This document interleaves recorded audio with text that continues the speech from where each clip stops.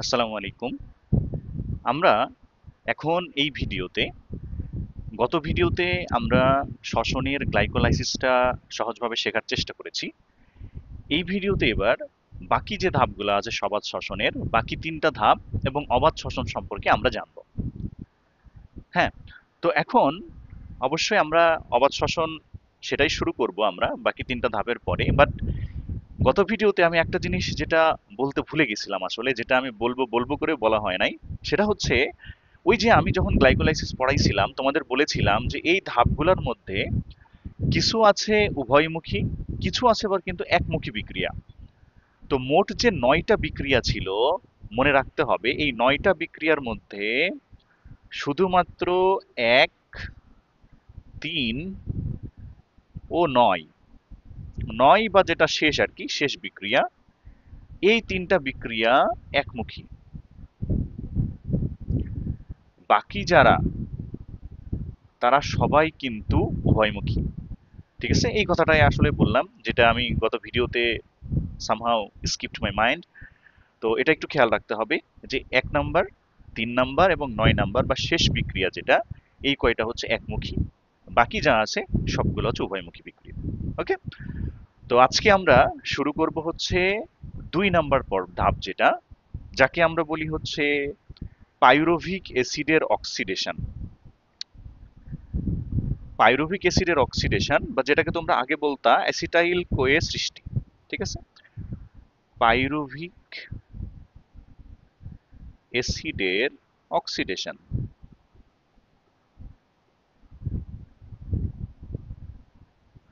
বা acetyl CoA সৃষ্টি।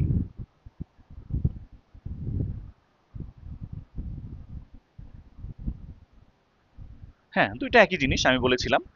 তো এখন দেখো ভাইয়া, আমরা গ্লাইকোলাইসিসের পুরা চক্র পড়েছি একদম, সবকিছু পড়েছি ওখানে, কারণ এটা দরকার আছে। বাকি যে ধাপগুলো আছে এখানে কিন্তু সবকিছু দরকার নাই। তোমরা আবার অনেকেই দেখা যাচ্ছে এই যে ক্রেবস চক্র যেটা আছে সেটাও মুখস্থ করতে বসে যাও, দরকার নাই, কোথাও আসবে না, এই লেভেলের জন্য দরকারই নাই। শুধু শুধু কষ্ট করে মুখস্থ করে এবং মুখস্থ রাখাও খুবই কঠিন, তো দরকার তো নাই, তাই না? তো আমি আসলে বলবো যেইগুলা দরকার আছে, যেগুলা লাগবে অবশ্যই দরকার সেগুলা, এবং সাথে আমরা একটু বেসিকটা ক্লিয়ার করে নিব। ওকে, তো প্রথমে আমরা এই যে পাইরুভিক অ্যাসিডের অক্সিডেশন যেটা আছে এটা সম্পর্কে আমরা একটু জানবো এখন। তো আমরা জানবো যে এখানে আসলে প্রধান বিক্রিয়াটা কি হয় আসলে। হ্যাঁ, তো আমরা একটু দেখি, দেখো, নামই হচ্ছে পাইরুভিক অ্যাসিডের অক্সিডেশন, এবং আমরা দেখেছি যে গ্লাইকোলাইসিস প্রক্রিয়াটা যখন শেষ হয়েছে তখন কিন্তু আলটিমেটলি উৎপন্ন হয়েছিল ২ অণু পাইরুভিক অ্যাসিড। হ্যাঁ, তাহলে এখানে কি হবে, পাইরুভিক অ্যাসিডের জারণ হবে। তাহলে বিক্রিয়াটা এইরকম হবে আর কি, পাইরুভিক অ্যাসিড, এই পাইরুভিক অ্যাসিডের জারণ হবে, জারণের ফলে তৈরি হবে হচ্ছে অ্যাসিটাইল কোয়ে।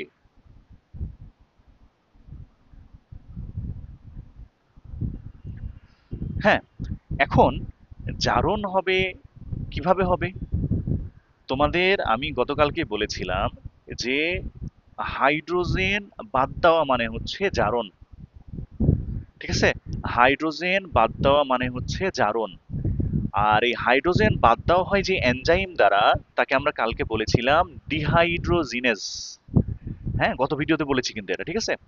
তাহলে হাইড্রোজেন বাদ দেওয়া হয় যে এনজাইম দ্বারা, তাকে আমরা বলি ডিহাইড্রোজিনেজ। তো এখানে যেহেতু পাইরুভিক অ্যাসিডকে আমরা জারিত করতেছি, তাই এই এনজাইমটার নাম হবে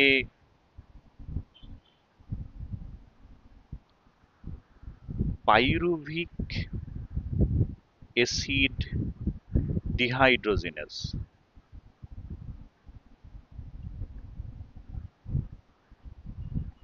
ওকে না? এখন কথা হচ্ছে, দেখো কি হইছে, তুমি এটার অক্সিডেশন বা জারণ করলা, আর জারণ হলেই তার সাথে সাথে কি হবে, বিজারণ হবে। কারণ তোমরা জানো যে জারণ বিজারণ সবসময় একসাথে হবে, কেউ কখনো একা একা হতে পারবে না, সিঙ্গেল হইতে পারবে না, দুইটাই একসাথেই হওয়া লাগবে। তাহলে যখন পাইরুভিক অ্যাসিডের এই যে জারণটা হয়ে গেল, তাহলে তার নিচে কি হবে, তাহলে এবার হবে হচ্ছে বিজারণ। বিজারণ, তো এখানে কি ঘটে দেখো, এই যে NAD আছে, NAD থেকে তৈরি হবে NADH প্লাস H প্লাস। এই যে দেখো, এবার কি হলো এখানে, এই যে এবার হাইড্রোজেন যোগ হয়ে গেছে। হাইড্রোজেন যোগ মানে কি? হাইড্রোজেন যোগ মানে বিজারণ।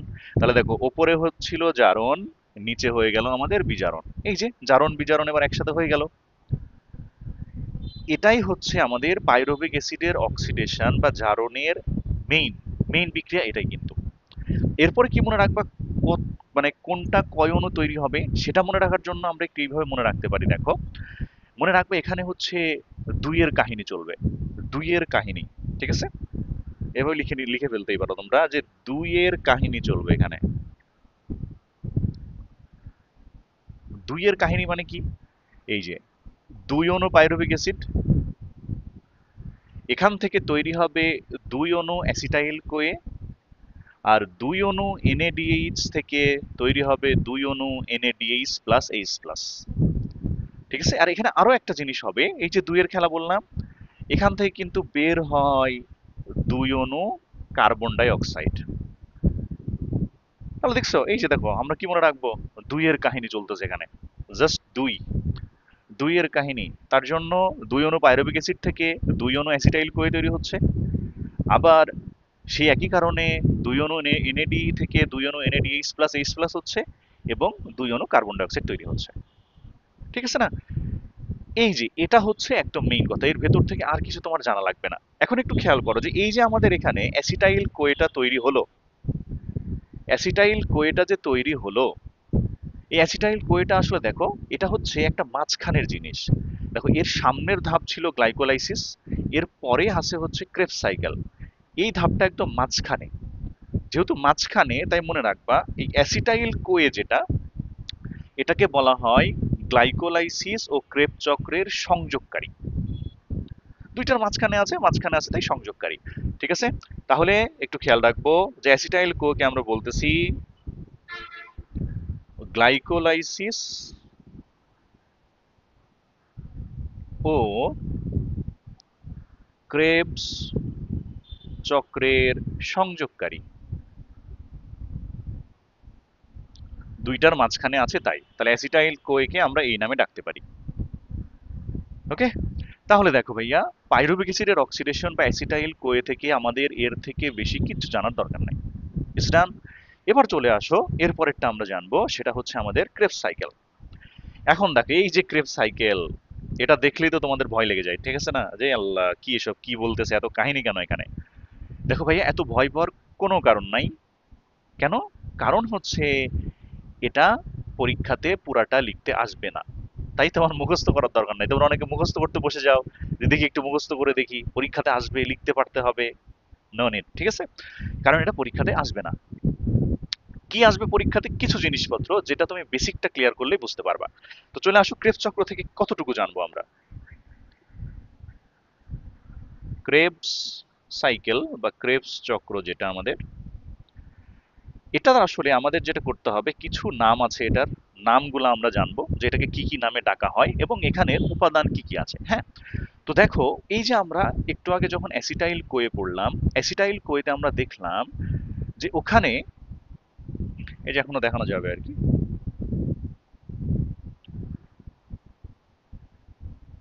যাই হোক ওখানে যাচ্ছি না। অ্যাসিটাইল কোয়েতে আমরা যেটা দেখলাম সেটা হচ্ছে যে ওইখানে উৎপাদিত হয়েছিল অ্যাসিটাইল কোয়ে। হ্যাঁ, পাইরুভিক অ্যাসিডের অক্সিডেশন বলা হয়, তো ওখানে অ্যাসিটাইল কোয়ে উৎপাদিত হয়েছিল, দুই অণু অ্যাসিটাইল কোয়ে ওইখানে তৈরি হয়েছে। তার মানে ওইখান থেকে এবার ওই অ্যাসিটাইল কোয়েটা কিন্তু ক্রেবস সাইকেলে প্রবেশ করবে। ক্রেবস সাইকেলে যখন আসবে, এখন খেয়াল করো, এই যে আমরা ছোট থেকে এরকম করে একটা মাইটোকন্ড্রিয়া আঁকি, এরকম টাইপের একটা মাইটোকন্ড্রিয়া মনে করো।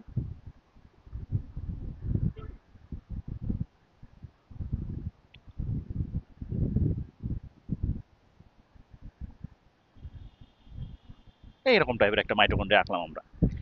এখন এই যে ক্রেবস সাইকেল অবশ্যই মাইটোকন্ড্রিয়ার ভেতরে হবে, তো অ্যাসিটাইল কোয়েটা এবার মাইটোকন্ড্রিয়ার ভেতরে যখন আসলো, বিক্রিয়া যখন শুরু করবে, তো দেখা যায় যে এই মাইটোকন্ড্রিয়ার ভেতরে পূর্বে থেকেই একটা জিনিস অবস্থান করে। পূর্বে থেকেই থেকে যাবে। এই আগে থেকেই যে জিনিসটা থাকে মাইটোকন্ড্রিয়ার ভেতরে সবসময়ই থাকে, সেটাকে বলা হয় oxaloacetic acid. Oxaloacetic অ্যাসিডটা সব সময়ই মাইটোকন্ড্রিয়ার ভেতরে পাওয়া যায়, সে থাকে।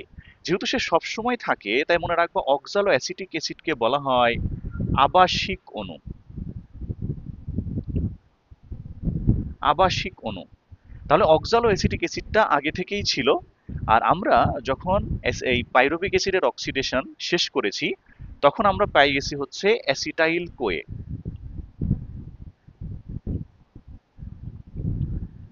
এবার কি হবে তাহলে? এবার ক্রেবস সাইকেলে এই দুইটা আসলে একসাথে সংযুক্ত হবে। এই অ্যাসিটাইল কোয়ে আর অক্সালো অ্যাসিটিক অ্যাসিড এই দুইটা একসাথে সংযুক্ত হয়ে যাবে। হয়ে কি হবে তাহলে আমরা একটু দেখি। দেখো, যেটা অক্সালো অ্যাসিটিক অ্যাসিড,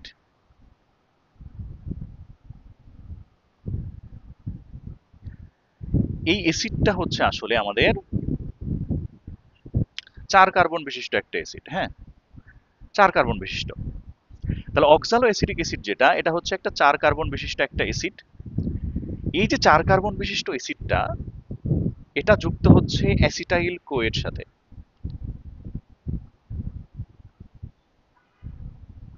অ্যাসিটাইল কোয়ে হচ্ছে 2 কার্বন বিশিষ্ট। এই যে 4 আর 2 মোট 6 কার্বন। তাহলে এরা যেহেতু একসাথে যুক্ত হচ্ছে, তাহলে নতুন যে জিনিসটা তৈরি হবে সেটা কিন্তু হবে 6 কার্বন বিশিষ্ট। আর নতুন যেই অ্যাসিডটা তৈরি হয় সেটার নাম হচ্ছে সাইট্রিক অ্যাসিড। এই যে দেখো, তাহলে এখানে খেয়াল করো, এই যে সাইট্রিক অ্যাসিডটা তৈরি হলো, এটা কিন্তু ক্রেবস চক্রের প্রথম উৎপাদিত পদার্থ। তাহলে এটা একটা এমসিকিউ, যে ক্রেবস চক্রের প্রথম উৎপাদিত পদার্থের নাম কি? নাম হচ্ছে সাইট্রিক অ্যাসিড। এখন যেহেতু প্রথম উৎপাদিত পদার্থর নাম সাইট্রিক অ্যাসিড, সেখান থেকেই মনে রাখবেন এই কারণে ক্রেবস চক্রের আরেকটা নাম বলা হয় সাইট্রিক অ্যাসিড চক্র। কেন বলা হচ্ছে? কারণ হচ্ছে ওই যে সাইট্রিক অ্যাসিড প্রথমে তৈরি হয়েছে, তাই যেটা তৈরি হয়েছে সেই অনুযায়ী নাম দিয়ে দিয়েছে সাইট্রিক অ্যাসিড চক্র। হ্যাঁ, আবার দেখো, এই সাইট্রিক অ্যাসিডের সংকেত যদি আমরা একটু দেখি যে এটা আসলে কেমন হয়, দেখতে কেমন হয়, তো সাইট্রিক অ্যাসিডটা অনেকটা এই টাইপের।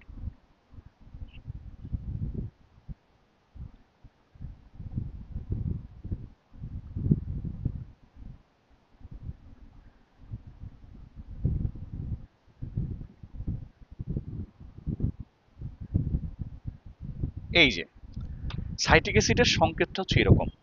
আমরা কি করেছি, কার্বনের 3টা করে হাত পূরণ করে দিয়েছি, এবং তুমি যদি এখানে খেয়াল করো, দেখো, তাহলে দেখো এই সাইট্রিক অ্যাসিডে মোট 3টা COOH মানে কার্বক্সিলিক গ্রুপ আছে। তো এখান থেকে একটা কথা আপনাকে মনে রাখতে হবে, যেহেতু সাইট্রিক অ্যাসিডে কার্বক্সিলিক গ্রুপ আছে 3টা, এই কারণে এই চক্র বা ক্রেবস চক্রকে আর একটা নাম দেওয়া হয়, এটাকে বলা হয় টিসিএ সাইকেল। টিসিএ মানে হচ্ছে ট্রাই কার্বক্সিলিক অ্যাসিড সাইকেল। এই কি তৈরি হয়েছে সেই জন্য নাম দিছে এটা, ঠিক আছে না? তাহলে এটার নাম আমরা বললাম টিসিএ সাইকেল হয়ে গেল। আবার দেখো, যেহেতু এটা, এই যে আমরা বলছি যে এটার আরেক নাম সাইট্রিক অ্যাসিড চক্র বলা হয়, এটাই কিন্তু ইংরেজিতে আবার সিএসি বলা হয়। সিতে সাইট্রিক, এতে অ্যাসিড, আবার ক্যাক চক্র, ক্যাক, ঠিক আছে? তাহলে দেখো কি কি নাম হলো, এটাকে ক্রেবস চক্র বললাম, আবার এটাকে সাইট্রিক অ্যাসিড চক্র বললাম। কেন বললাম? কারণ হচ্ছে এদের প্রথম উৎপাদিত পদার্থটার নাম হচ্ছে সাইট্রিক অ্যাসিড, তার জন্য এটাকে আমরা সাইট্রিক অ্যাসিড চক্র বললাম। আবার আমরা দেখলাম যে সাইট্রিক অ্যাসিডের সংকেত থেকে এখানে কার্বক্সিলিক মূলক থাকে 3টা, তাই এই চক্রের আবার আরেকটা নাম দেওয়া হয়েছে টিসিএ সাইকেল বা ট্রাই কার্বক্সিলিক অ্যাসিড সাইকেল, ঠিক আছে না?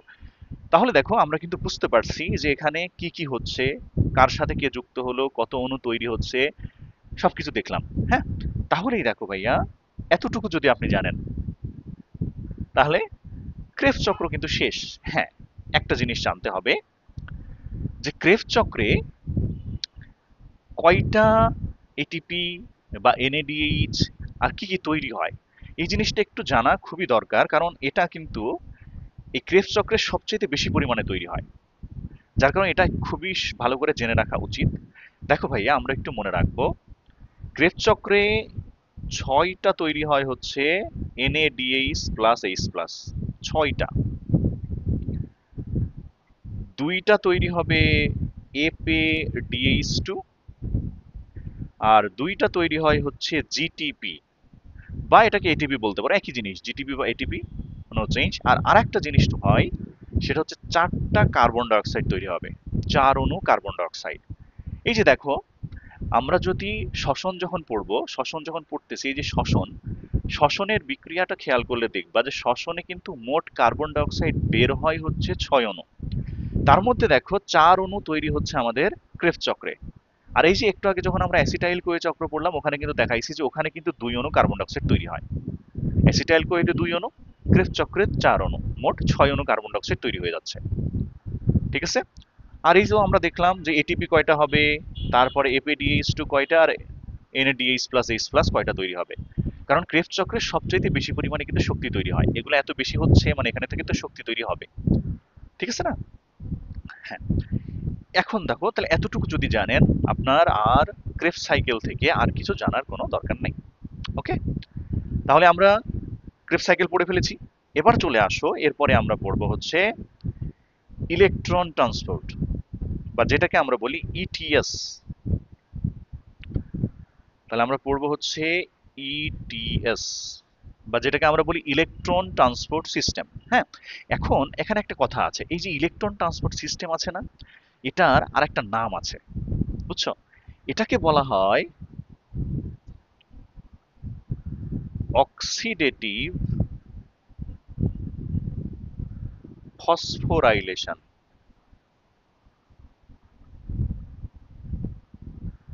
অক্সিডেটিভ ফসফোরাইলেশন এটাকে বলা হয় কিন্তু। ওকে, আচ্ছা, এখন একটু খেয়াল করো ভাইয়া, এই যে ফসফোরাইলেশন, এটার নাম কিন্তু তোমরা আগেও শুনেছো। ঠিক আছে না?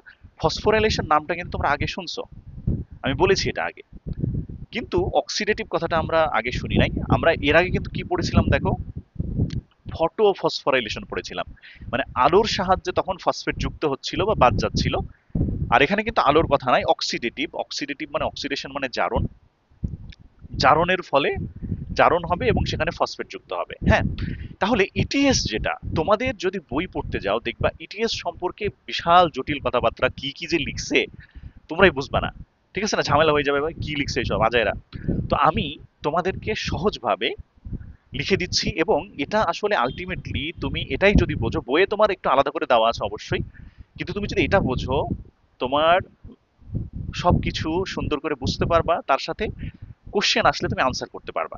হ্যাঁ, তো আমি ওই সহজটাই আমি শিখাই দিচ্ছি, বইয়ের মতো এত দেখতে গেলে কিন্তু আমার মাথা খারাপ হয়ে যাবে। তা আমি যেটা শেখাচ্ছি সেটা শেখার চেষ্টা করেন। ওকে, তো কি হয় এখানে, আমি প্রথমে একটা ফ্লো চার্ট আঁকবো, যেটা প্রথমে তুলে নিতে হবে আপনাদেরকে।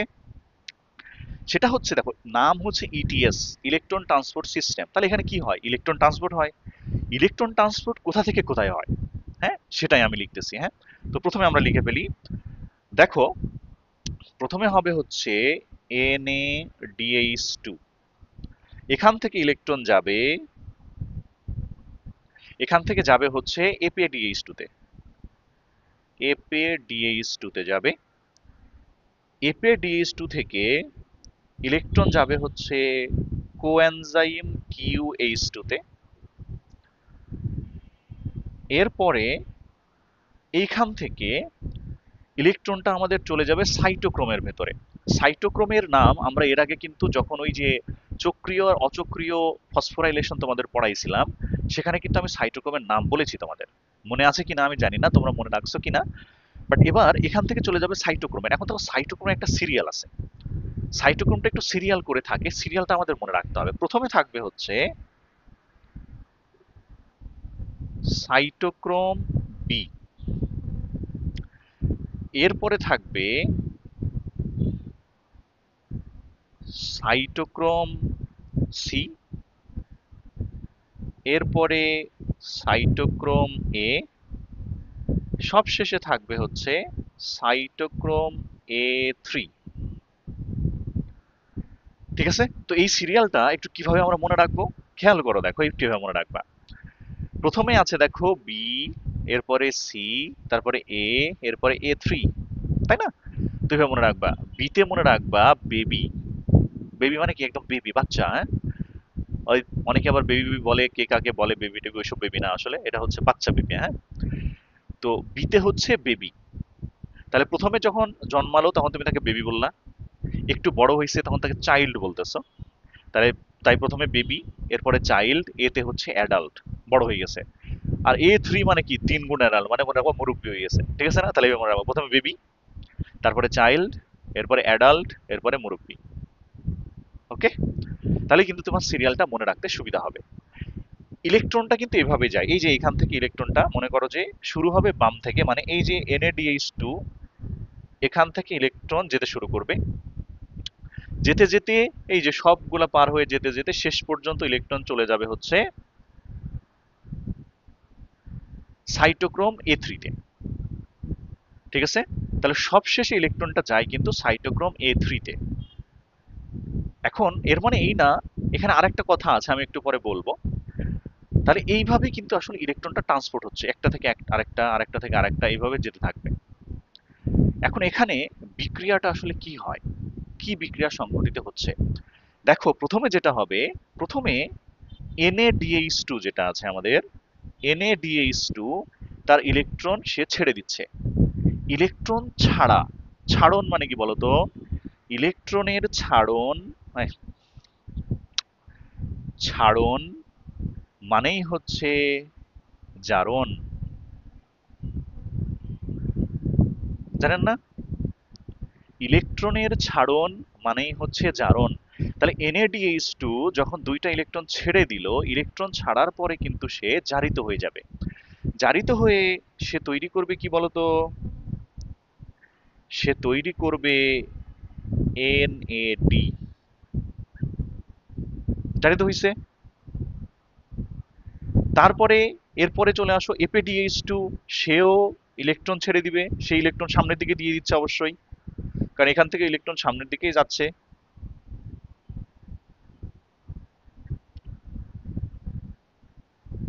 ঠিক আছে না?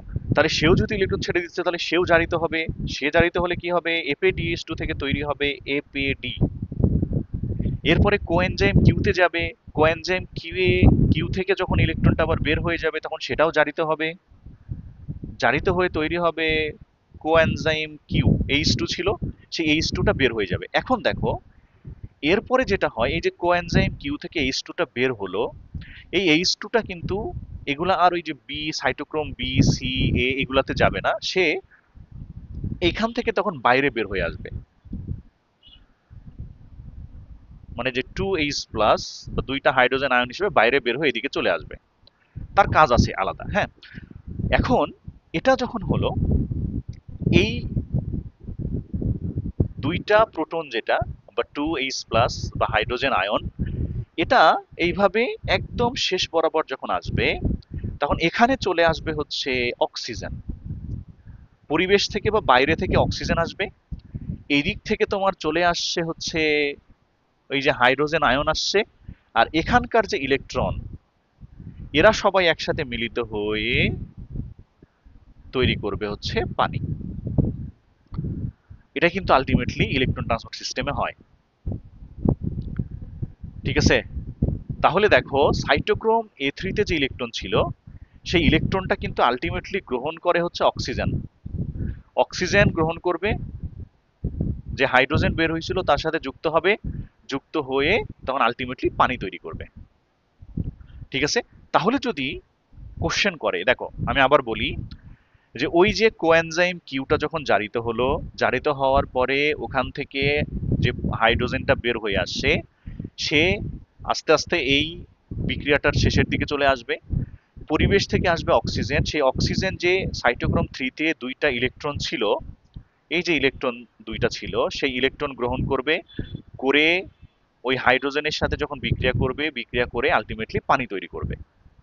ঠিক আছে, তাহলে এখন কোশ্চেন আসে যে ইলেকট্রন ট্রান্সপোর্ট সিস্টেমটাতে সর্বশেষ ইলেকট্রন গ্রহীতা কে? আমরা কিন্তু দেখলাম, দেখো সর্বশেষ ইলেকট্রনটা কিন্তু গ্রহণ করতেছে শেষ পর্যন্ত, সেটা হচ্ছে অক্সিজেন।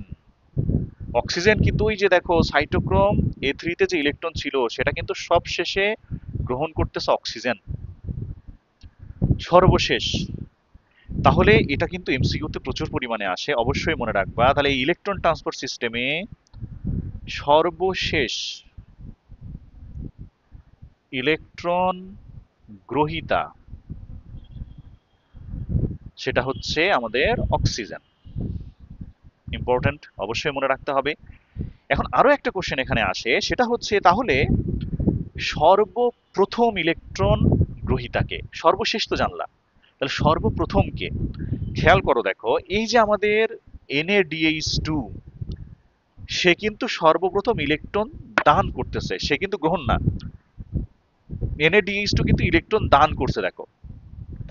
তার মানে সর্বপ্রথম ইলেকট্রন গ্রহীতা হবে হচ্ছে FADH2, বা তুমি FADও লিখতে পারো, ঠিক আছে? তাহলে এটা কিন্তু ভেরি ভেরি ইম্পর্টেন্ট। তাহলে সর্বশেষ দেখলাম আমরা অক্সিজেন, আর সর্বপ্রথম হচ্ছে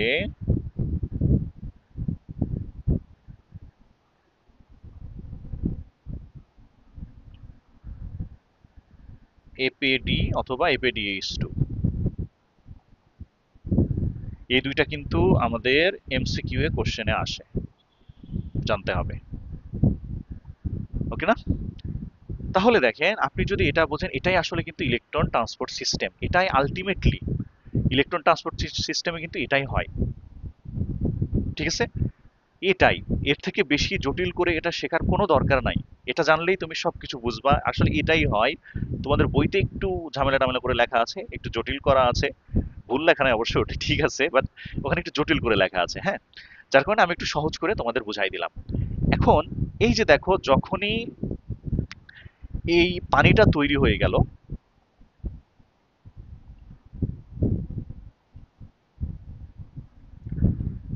আচ্ছা, এই যে পানিটা যখন তৈরি হয়ে গেল আমাদের, পানি তৈরি হয়ে গেলে এই জিনিসটাকে বলা হয়, বা এই যে পানি তৈরি হওয়ার পরে এটাকে তুমি বলবা হচ্ছে প্রান্তীয় শ্বসন। কেন আমরা প্রান্তীয় শ্বসন বলতেছি? কারণ এটা শেষ, একদম শেষ প্রান্তীয়। কারণ এটার পরে কিন্তু আর সবাত শ্বসনের আর কিছু নাই, সবাত শ্বসন কিন্তু এখানেই শেষ। পানি তৈরি হওয়ার পর মানে পরে সবাত শ্বসন শেষ। যেহেতু সবাত শ্বসন এখানে শেষ, তাই এটাকে আমরা বলতে পারি প্রান্তীয় শ্বসন। বুঝেছেন? এই তো, এতটুকু জানলে আর কিছু দরকার নাই। এটাই হচ্ছে আমাদের ইলেকট্রন ট্রান্সপোর্ট সিস্টেমের মেইন কাহিনী। এখন কথা হচ্ছে, ইলেকট্রন ট্রান্সপোর্ট সিস্টেমে আসলে কি হয়? ইলেকট্রন ট্রান্সপোর্ট সিস্টেমে আসলে কিন্তু যেটা হয় সেটা হচ্ছে ওই যে গ্লাইকোলাইসিস, অ্যাসিটাইল কোয়ে এবং ক্রেবস সাইকেলে আমরা দেখেছি যে ওগুলাতে কিন্তু এই যে NADH প্লাস H প্লাস অথবা FADH2 এগুলা তৈরি হচ্ছে। ওগুলা কিন্তু আসলে সরাসরি এটিপি পাচ্ছি না আমরা, ওগুলাকে NADH প্লাস H প্লাস অথবা FADH2 হিসেবে পাচ্ছি। তো এটাকে তো এটিপিতে পরিণত করতে হবে, তাই না? এটিপিতে পরিণত না করলে তো শক্তি হিসেবে ব্যবহার করতে পারবা না। তো ওইগুলাকে এটিপিতে পরিণত করে হচ্ছে এই ইলেকট্রন ট্রান্সপোর্ট সিস্টেমটা, ঠিক আছে? ওইগুলাকে এটিপিতে পরিণত করে ইলেকট্রন ট্রান্সপোর্ট সিস্টেম। মানে ওই যে আমাদের ক্রেবস সাইকেলে একটু আগে দেখলাম যে 6টা NADH প্লাস H প্লাস তৈরি হচ্ছে, সেখান থেকে যে 18টা এটিপি তৈরি হবে সেটা তৈরি হবে হচ্ছে ইলেকট্রন ট্রান্সপোর্ট সিস্টেমে আসার পরে। ওকে, আচ্ছা। এখন হ্যাঁ, একটা কথা যেটা বলি নাই সেটা হচ্ছে এই যে অক্সিডেটিভ ফটোফসফোরাইলেশন কেন বললাম? এই যে দেখো, আমি তো বললামই যখনই NADH2 ইলেকট্রন ছাড়তেছে তখনই সেটা জারণ হয়ে যাচ্ছে। জারণ মানে অক্সিডেশন, তাহলে অক্সিডেটিভ কথাটা আসছে। আর ফসফোরাইলেশন, সরি ফটোফসফোরাইলেশন না, ফসফোরাইলেশন শুধুমাত্র। ফসফোরাইলেশন কেন বলতেছি? কারণ এই বিক্রিয়াতে আরো একটা জিনিস যেটা ঘটে সেটা হচ্ছে এইখানে কিন্তু আবার এটিপি যুক্ত হয়, মানে ফসফেট যুক্ত হয়। কি হয় দেখো, এখানে আরেকটা বিক্রিয়া যেটা হয় ADP প্লাস ইনঅর্গানিক ফসফেট, যেটা আমরা পিআই হিসেবে লিখি, এই দুইটা একসাথে যুক্ত হয়, যুক্ত হয়ে তৈরি করে হচ্ছে এটিপি। এই যে ফসফেট যুক্ত হলো, তাই ফসফোরাইলেশন। তাহলে জারণ হচ্ছিল, তাই অক্সিডেটিভ বা অক্সিডেশন থেকে অক্সিডেটিভ, আর ফসফেট তৈরি হচ্ছে তার কারণে ফসফোরাইলেশন। ওকে, আচ্ছা, তাহলে আমাদের ইটিএস, ইলেকট্রন ট্রান্সপোর্ট সিস্টেম বা অক্সিডেটিভ ফসফোরাইলেশন শেষ। আচ্ছা, এবার চলে আসি ভাইয়া, আমরা এরপরে আসি, চলো।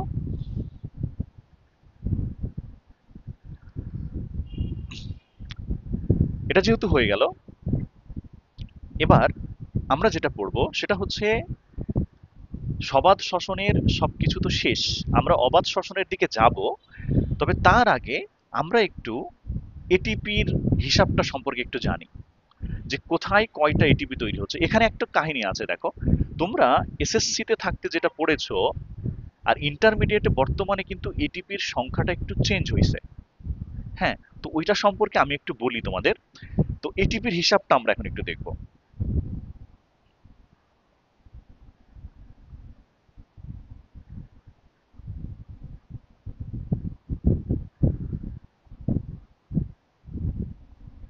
ওকে, এটিপির হিসাবটা কি হবে? দেখো, আমরা দেখেছি যে আমাদের যে গ্লাইকোলাইসিস ছিল, গ্লাইকোলাইসিসে কিন্তু আলটিমেটলি যেটা হয় সেটা হচ্ছে দুই অণু এটিপি তৈরি হয়, দুইটা এটিপি তৈরি হয়, দুই অণু এটিপি এবং দুই অণু NADH প্লাস H প্লাস তৈরি হয়। হ্যাঁ, এখন দেখো, গ্লাইকোলাইসিসে কিন্তু আসলে মোট এটিপি তৈরি হয় চারটা, চার অণু এটিপি, তার মধ্যে দুইটা খরচ হয়ে যায়। তোমরা সেটা জানো যে দুইটা খরচ হয়ে যায়। তো খরচ হওয়াটা আমি না হলে লিখে দিচ্ছি বাম পাশে, গ্লাইকোলাইসিসের এখানে লিখে রাখতেই পারি আমরা যে দুইটা এটিপি খরচ হয়। তো খরচ হওয়ার পরে কিন্তু এইগুলা, তাহলে দুই অণু এটিপি আর দুই অণু NADH প্লাস H প্লাস তৈরি হচ্ছে। আচ্ছা, তাহলে গ্লাইকোলাইসিসে এটা হয়। তারপরে যদি আমরা দেখি পাইরুভিক অ্যাসিডের অক্সিডেশন, যেটা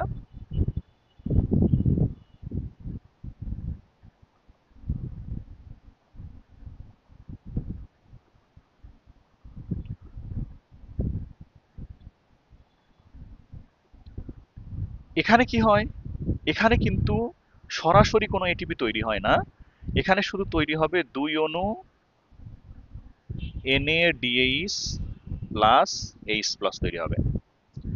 আর সবচাইতে বেশি শক্তি তৈরি হবে হচ্ছে আমাদের ক্রেবস সাইকেলে। ক্রেবস সাইকেলে কি কি তৈরি হয় সেটা আমি একটু আগে লিখে দিয়েছি, যেখানে হবে হচ্ছে 6 অণু NADH প্লাস H প্লাস, তারপরে তৈরি হবে দুই অণু APDH2, ঠিক আছে, তার সাথে তৈরি হবে দুই অণু GTP অথবা ATP, একই জিনিস। হ্যাঁ, আচ্ছা, এখন দেখো, এইখানে এটিপির হিসাবে একটা কাহিনী আছে। আমরা যদি একটু হিসাবটা করি, দেখো, তোমাকে আবার এখানে জানতে হবে যে কয়টা, মানে এক অণু NADH থেকে কয়টা এটিপি পাওয়া যায়, এক অণু APDH2 থেকে কয়টা পাওয়া যায়, এটা আবার কিন্তু জানা লাগবে। তোমাদের মধ্যে আবার অনেকে ভুল টুল করে ফেলো, কেন যেন ভুলে যাও আমি জানি না, কিন্তু ভুলে যাওয়া কিন্তু চলবে না। হ্যাঁ, তো আমরা একটু দেখি, দেখো, এক অণু বা এক অণু আমরা NADH প্লাস H প্লাস থেকে এটিপি পাই হচ্ছে তিনটা, 3 এটিপি। এক অণু APDH2 থেকে এটিপি পাই আমরা দুইটা, আর এক অণু জিটিপি থেকে এক অণু এটিপি। কারণ এটিপি আর জিটিপি তো একই। হ্যাঁ, আলাদা তেমন কিছুই না, জাস্ট একটু এরপরে যদি মনে রাখতে চাও তাহলে এটা খেয়াল রাখতে পারো যে আসলে উদ্ভিদ কোষে এটাকে এটিপি বলা হয়, প্রাণী কোষে আবার এটাকে জিটিপি বলা হয়। এটাই এটাই চেঞ্জ, একই জিনিস। তো এই যে এটা কিন্তু তোমাদের এমসিকিউতে আসে, যে কয়টা, মানে এক অণু বা দুই অণু NADH প্লাস H প্লাস থেকে কয়টা এটিপি পাবো, একটা APDH2 থেকে কয়টা পাওয়া যায়, তাহলে এটা আমাদের মনে রাখতে হবে। হুম, এখন দেখো, যদি আমরা হিসেব করি তাহলে গ্লাইকোলাইসিসে তো এটিপি ছিল দুইটা, তারপরে কি হবে? এবার আমরা এটা একটু মুছে দিই, হিসাবটা তো লিখেছি। আচ্ছা, এখন দেখো আমরা দেখতেছি গ্লাইকোলাইসিসে 2 অণু NADH প্লাস H প্লাস তৈরি হয়ে আছে। এখন এই যে 2 অণু NADH প্লাস H প্লাস, এখান থেকে এটিপি কয়টা তৈরি হবে? দেখো একটু আগে লিখলাম যে এক অণু NADH প্লাস H প্লাস থেকে 3টা এটিপি, তাহলে 2টা থেকে অবশ্যই 6টা পাওয়ার কথা ছিল। কিন্তু এখানে একটা কাহিনী আছে, দেখো এখানে কিন্তু আসলে 6টা হয় না। 6টা না হয়ে মনে রাখতে হবে গ্লাইকোলাইসিসে এটা একটু চেঞ্জ আছে, এটার পরিবর্তন আছে। কি পরিবর্তন আছে?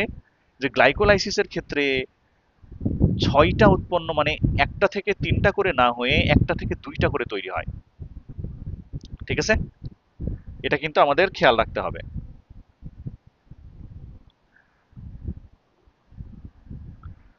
তাহলে দেখো কি হয়, আমি বললাম যে একটা থেকে 2টা হয় গ্লাইকোলাইসিস শুধুমাত্র।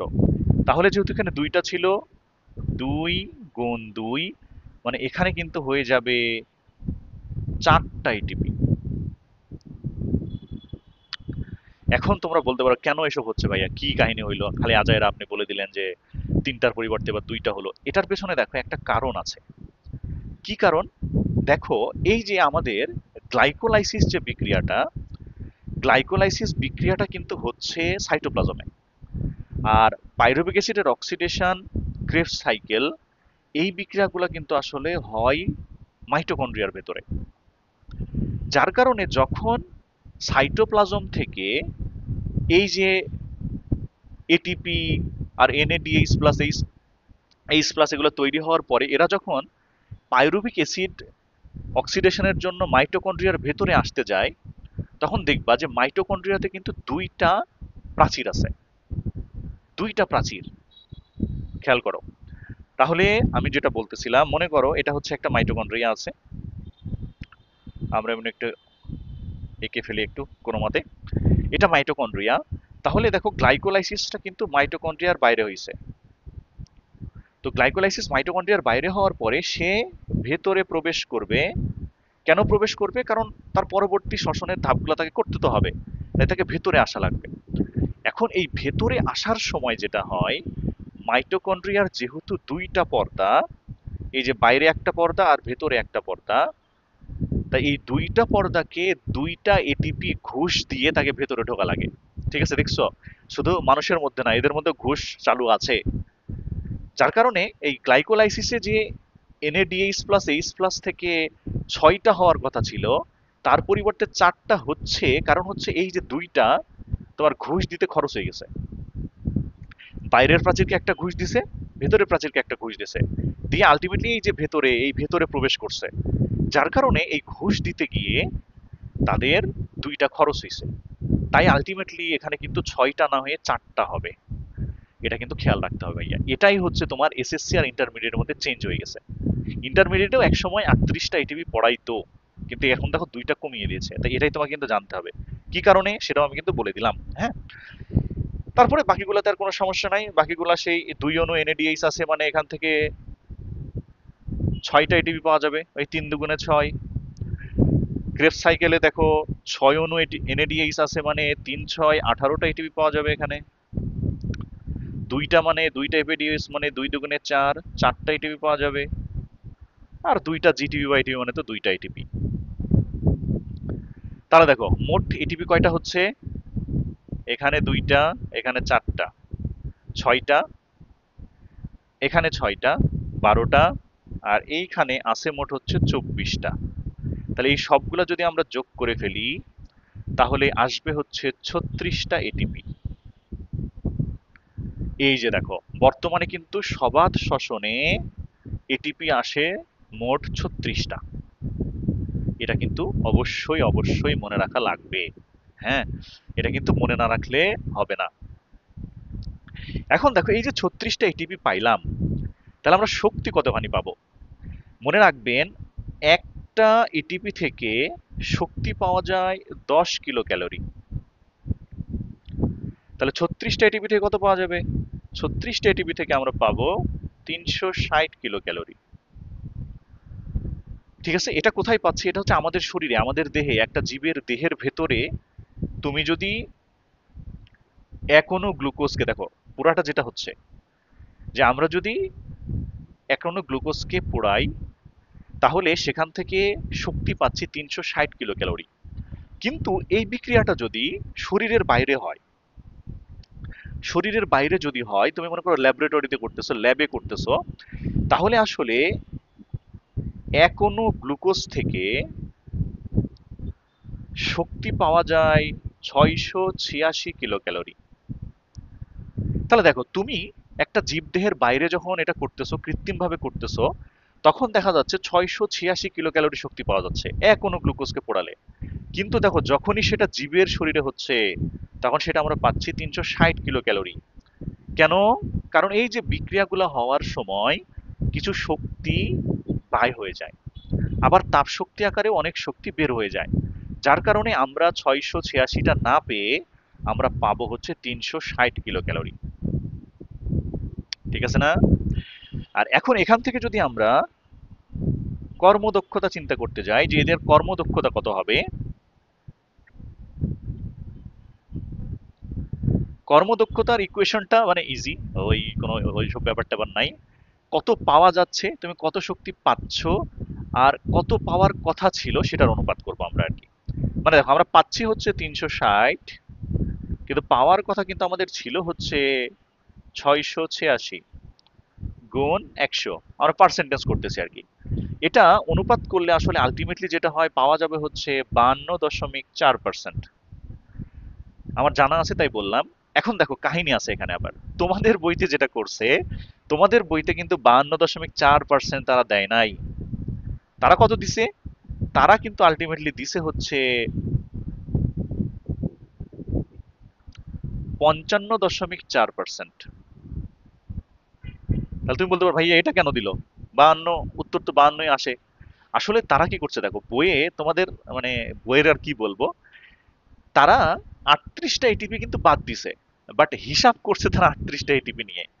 মানে দেখো, এই যে আমি এখানে যেটা 360 লিখছি না, 360-এর কাছে যদি তুমি 380 লেখো, মানে 38টা এটিপি থেকে যেহেতু 380 কিলো ক্যালোরি শক্তি পাওয়া যাবে, তুমি যদি এখানে 380 লেখো, লিখে যদি অনুপাত করো, তাহলে দেখবে এই 54.5 পাচ্ছ। ঠিক আছে? তো এটা এটা দুইটা একটু খেয়াল রাখেন। আপনাদের বইতে এখন পর্যন্ত 55.4, যেটা সরি 55.4 এটাই দেওয়া আছে, 52.4 এখনো দেয় নাই। তারপরেও হিসাব করে এটা আমরা একটু খেয়াল রাখবো। এটাই হচ্ছে আমাদের কর্মদক্ষতা বা এই শ্বসনের কর্মদক্ষতা। ঠিক আছে? দেখো, কর্মদক্ষতা 100% কিন্তু হয় না। তোমরা ফিজিক্স যখন পড়বা সেখানেও দেখবা। ঠিক আছে না? ফিজিক্সের যে সেকেন্ড পার্টের ফার্স্ট চ্যাপ্টার আছে, থার্মোডাইনামিক্স, ওখানে দেখবা আছে এই কথাটা। কার্নো ইঞ্জিন নামে একটা ইঞ্জিন আছে যে 100% ক্ষমতা, কিন্তু ওখানে বলাই আছে যে এটা আসলে একটা প্রকল্পিত জিনিস। কোনো কিছুরই কর্মদক্ষতা বা কর্মক্ষমতা 100% হইতে পারে না, অসম্ভব। ঠিক আছে না? তো এরকম আর কি, আমরা খুবই কম, প্রায় অর্ধেকের কাছাকাছি পাচ্ছি এখানে। হ্যাঁ, তাহলে এটা হচ্ছে আমাদের সবাত শ্বসনের যা পড়াশোনা ছিল শেষ।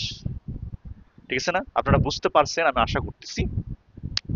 এবার আমরা তাহলে কি পড়বো? অবাত শ্বসন। অবাত শ্বসন থেকে এত বেশি কিছু পড়া লাগবে না, আমরা বেসিক কিছু জিনিস আপনাদের শিখাই দিব। ওকে, তাহলে এবার আমরা শুরু করি অবাত শ্বসন।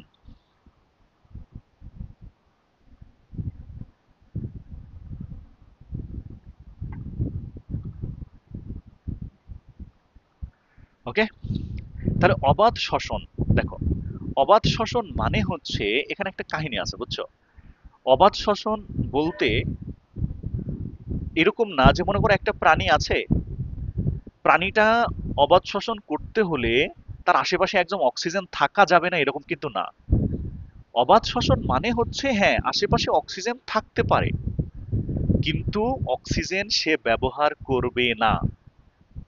অক্সিজেন ব্যবহার না করে যে শ্বসন হয় সেটা হচ্ছে অবাত শ্বসন। এটা কিন্তু একটু খেয়াল রাখো, তোমরা আবার অনেকে কনফিউজড হয়ে যাও যে আচ্ছা, তাহলে অবাত শ্বসন মানে যেহেতু অক্সিজেনের অনুপস্থিতিতে, তার মানে অক্সিজেনই থাকবে না আশেপাশে, তা না। আসলে এটাকে অক্সিজেনের অনুপস্থিতিতে বলাই উচিত না। অক্সিজেন থাকতে পারে, বাট অক্সিজেনকে ইউজ করবে না। তার মানে তুমি অবাত শ্বসনটাকে মেইনলি বলবা যে অক্সিজেনের ব্যবহার ছাড়া যে শ্বসনটা হবে সেটাকে আমরা বলবো অবাত শ্বসন। ঠিক আছে না? তাহলে এখন থেকেই তো আমরা সুন্দর করে বলবো, একদম আর বলবো না যে অক্সিজেন, কি বলে, অক্সিজেনের অনুপস্থিতি যেটা হচ্ছে সেটা না বলে আমরা এখন বলবো যে অক্সিজেনের ব্যবহার ছাড়া।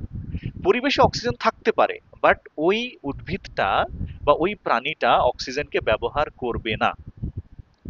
না করে যখন শ্বসন করবে সেটাকে আমরা বলবো অবাধ শ্বসন। ঠিক আছে? এখন দেখো এই যে অবাধ শ্বসন যেটা আমাদের আছে, অবাধ শ্বসনের কিন্তু ধাপ আছে দুইটা। কয়টা ধাপ? দুইটা ধাপ।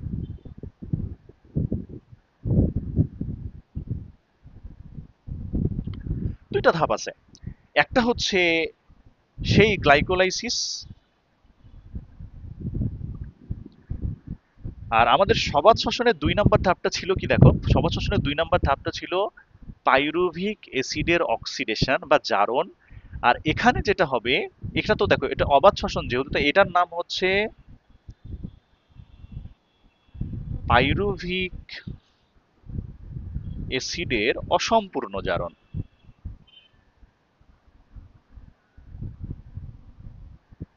এখানে অসম্পূর্ণ জারণ হয়ে যাবে, সম্পূর্ণ আর হবে না, ঠিক আছে না? জারণটা আর সম্পূর্ণ হবে না, সম্পূর্ণ হইলে তো সে আবার সবাত শ্বসনের মতোই হয়ে যাইতো, হ্যাঁ, ঠিক আছে না? অসম্পূর্ণ জারণ হবে। এখন গ্লাইকোলাইসিস যেটা, সবাত শ্বসনের এবং অবাধ শ্বসনের গ্লাইকোলাইসিস একই রকম, কোনো চেঞ্জ নাই, কোনো পরিবর্তন নাই। কেন?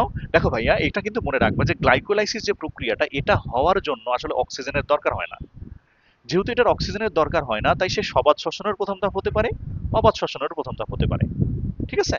এখন এই যে গ্লাইকোলাইসিস জিনিসটা যেটা আছে, যেহেতু এটা সবাত শ্বসনের মতোই, same to same, nothing changes, তো এখানে কি হবে, সবাত শ্বসনে যেমন ২ অণু এটিপি তৈরি হয়, দুইটা খরচ হয়, খরচের কথা আমরা বাদ দিচ্ছি, ২ অণু এটিপি তৈরি হয়, এখানেও ২ অণু এটিপি তৈরি হবে। আবার ওখানে যেমন আমরা দেখতেছিলাম ২ অণু NADH প্লাস H প্লাস তৈরি হয়, এখানেও সেটা তৈরি হবে। হ্যাঁ, কিন্তু তোমাকে যদি কোশ্চেন করা হয় যে অবাধ শ্বসনে মোট কয়টা এটিপি তৈরি হয়, উত্তর কিন্তু হবে ২টা এটিপি। এবার তুমি বলতে পারো ভাইয়া কি বলতেছেন এসব, কাহিনী কি হইলো? তাহলে এই যে এখানে যে ২টা NADH প্লাস H প্লাস তৈরি হলো, এরা কোথায় গেল? উড়ে গেল, হারিয়ে গেল এমনি? এখন দেখো, হ্যাঁ, ২টা NADH প্লাস H প্লাস তৈরি হইছে, বাট ওই যে NADH প্লাস H প্লাস থেকে যে তোমাকে এটিপি তৈরি করতে হবে, তার জন্য কিন্তু তোমার দরকার ইলেকট্রন ট্রান্সপোর্ট সিস্টেম। কিন্তু অবাধ শ্বসনে কি ইলেকট্রন ট্রান্সপোর্ট সিস্টেম আছে নাকি? নাই তো। অবাধ শ্বসনে ইলেকট্রন ট্রান্সপোর্ট সিস্টেমই নাই। তাই এখানে যে NADH প্লাস H প্লাস তৈরি হচ্ছে, এটা এটিপিতে পরিণত হতে পারবে না, ওই অবস্থাতেই থেকে যাচ্ছে। যার কারণে যদি বলে এটিপি কয়টা তৈরি হয়েছে, তাহলে কিন্তু অবাধ শ্বসনে এটিপি হবে ২টা মাত্র। NADH চেঞ্জ হতে পারতেছে না, তাই সেখান থেকে কোনো এটিপি তৈরি হবে না। বুঝেছেন? তাহলে যেহেতু ২টা এটিপি তৈরি হলো, তার মানে কি বলতো? এটার মানে হচ্ছে এখানে কিন্তু শক্তি পাওয়া যাবে হচ্ছে ২০ কিলো ক্যালোরি। সরি,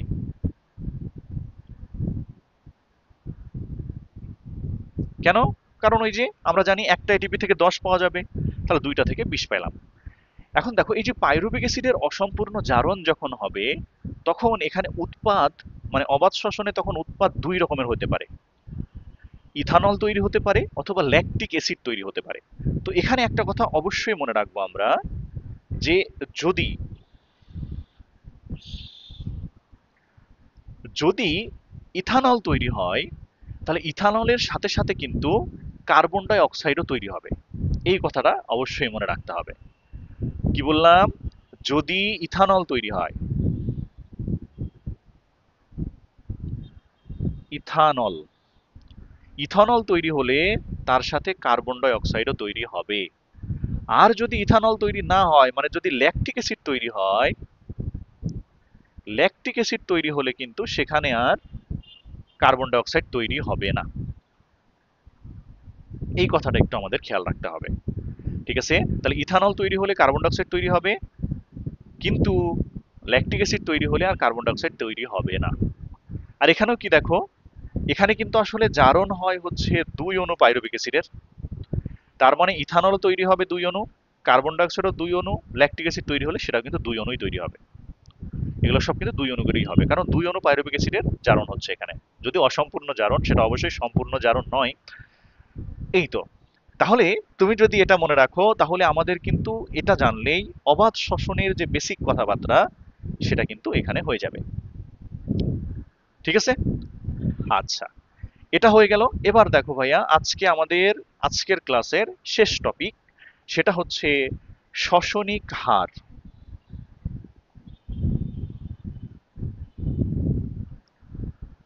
শ্বসনিক হার, এই যে আমাদের শ্বসন হচ্ছে, এই শ্বসনের হার, তো শ্বসনিক হার সম্পর্কে আমরা একটু জানি যে শ্বসনিক হার জিনিসটা আসলে কি। আচ্ছা, এখন দেখো ভাইয়া, হার যেহেতু বলছে, হার বের করতে হবে, তো এখানে শ্বসনিক হারের ইকুয়েশনটা আমরা একটু মনে রাখবো। শ্বসনিক হার, যেটাকে আমরা আর কিউ বলি, আর কিউ মানে হচ্ছে রেসপিরেটরি কোশেন্ট, কোশেন্ট মানে হার। এটার ইকুয়েশনটা হবে এরকম, যে তুমি উৎপাদ কতখানি পাচ্ছ, উৎপাদ ডিভাইডেড বাই বিক্রিয়ক। মানে উৎপাদ বলতে গেলে কি, আসলে গ্যাসের কথা বলতেছি, অক্সিজেন আর কার্বন ডাই অক্সাইড, এই দুইটার অনুপাত আসলে। তাই এটাকে আমরা বলতেছি উৎপাদ ডিভাইডেড বাই বিক্রিয়ক। এই উৎপাদ ডিভাইডেড বাই বিক্রিয়ক বলার পেছনে আরেকটা কারণ আছে, যে তুমি যখন সালোক সংশ্লেষণের হার পড়বা, সেখানেও কিন্তু তুমি এই সূত্রটা ইউজ করতে পারবা, জাস্ট ওখানে গ্যাস চেঞ্জ হয়ে যাবে। কারণ খেয়াল করো, যখন আমরা শ্বসন করতেছি, শ্বসনে কিন্তু উৎপন্ন হয় কি, শ্বসনে উৎপন্ন হয় কার্বন ডাই অক্সাইড, আর শ্বসনে বিক্রিয়ক কিন্তু থাকে হচ্ছে অক্সিজেন। আর তুমি যখন ফটোসিনথেসিস পড়বা, সালোক সংশ্লেষণ, সেখানে কিন্তু উল্টা। কারণ সালোক সংশ্লেষণে উৎপাদ মানে তৈরি হয় অক্সিজেন, আর বিক্রিয়ক হচ্ছে কার্বন ডাই অক্সাইড। তাই এই উল্টা পাল্টা করে মনে রাখে তুমি সরাসরি উৎপাদ আর বিক্রিয়ক মনে রাখবা, তাহলে তুমি কোন গ্যাস উপরে হবে কোন গ্যাস নিচে হবে বলতে পারবা। তুমি তো জানো যে ফটোসিনথেসিসে কোনটা তৈরি হয় আর কোনটা কাজে লাগে, আবার রেসপিরেশন বা শ্বসনে কোনটা তৈরি হচ্ছে আর কোনটায় বিক্রিয়া অংশগ্রহণ করতেছে। তাইলে কিন্তু তুমি এই ইকুয়েশনটা পেরে যাবা। তুমি খালি মনে রাখবা উৎপাদ ডিভাইডেড বাই বিক্রিয়ক। তাহলে শ্বসনের ক্ষেত্রে উৎপাদ হচ্ছে কার্বন ডাই অক্সাইড, তাই কার্বন ডাই অক্সাইড উপরে হবে, বিক্রিয়ক হচ্ছে অক্সিজেন, তাহলে অক্সিজেনটা হচ্ছে নিচে হবে। ফটোসিনথেসিস এটার উল্টা হবে, কারণ ফটোসিনথেসিস হচ্ছে উৎপাদ অক্সিজেন আর বিক্রিয়ক হচ্ছে carbon dioxide. And quotient কি হবে, কোশেন্ট বিভিন্ন বস্তুর ক্ষেত্রে বিভিন্ন রকম হতে পারে, তবে আমি জেনারেলি জাস্ট একটু লিখে দিই যে কাদের ক্ষেত্রে কেমন হতে পারে। তো খেয়াল রাখবা যে সচরাচর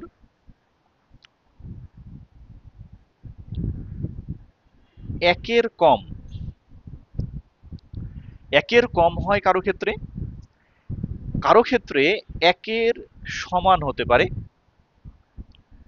আবার কারো ক্ষেত্রে একের বেশি হতে পারে।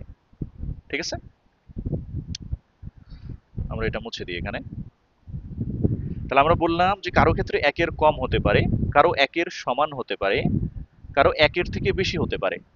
তো একের থেকে কম কাদের কাদের হয় মনে রাখবা, যদি আমাদের লিপিড অথবা প্রোটিন, লিপিড অথবা প্রোটিন জাতীয় খাদ্যের যদি তুমি করো, লিপিড অথবা প্রোটিন জাতীয় খাদ্য যদি শ্বসন ঘটে, তাহলে তাদের ক্ষেত্রে একের কম হবে। ঠিক আছে, একটু নিচে নিচে লেখা দরকার, কাছাকাছি হয়ে গেছে খুব। আচ্ছা, আর একের সমান হবে কাদের ক্ষেত্রে, মনে রাখবা একের সমান হবে যদি শ্বসন হয় গ্লুকোজের, গ্লুকোজের ক্ষেত্রে এক হবে শ্বসনিক হার, একদম এক, কারণ গ্লুকোজ হচ্ছে একটা পারফেক্ট জিনিস বলতে পারো। ঠিক আছে না? আর একের থেকে বেশি হবে হচ্ছে কার ক্ষেত্রে, এই যে দেখো, একের থেকে বেশি হয় হচ্ছে জৈব অ্যাসিডের ক্ষেত্রে। ঠিক আছে, এবং দেখো এই যে আমি লিখলাম লিপিড, প্রোটিন, গ্লুকোজ, জৈব অ্যাসিড, এই চারটাই কিন্তু আমাদের শ্বসনিক বস্তু। ঠিক আছে না, শ্বসনিক বস্তু কিন্তু এই চারটাই। তাহলে এই কথাগুলো একটু আমরা মনে রাখবো। ওকে, তাহলে দেখো ভাইয়া, আমরা কিন্তু শ্বসন চ্যাপ্টারটা আজকে শেষ করে ফেলেছি। ঠিক আছে না, শ্বসন, সালোক সংশ্লেষণ আগে আমরা লেকচারে শেষ করেছি, আজকে আমাদের শ্বসন শেষ হইলো। তো তোমরা যদি একটু এইভাবে পড়াশোনা করো, তাহলে দেখবা জিনিসটা একটু খুব সহজে ভালোভাবে মনে রাখতে পারতেছো, এবং শুধু মুখস্থ করা না, তুমি বুঝতেও পারতেছো আসলে কোথায় কি ঘটেছিল। ওকে, তাহলে আমাদের আজকের ক্লাস এই পর্যন্তই।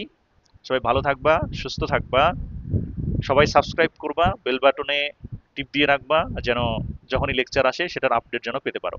ঠিক আছে, সবাই ভালো থাকেন। আসসালামু আলাইকুম।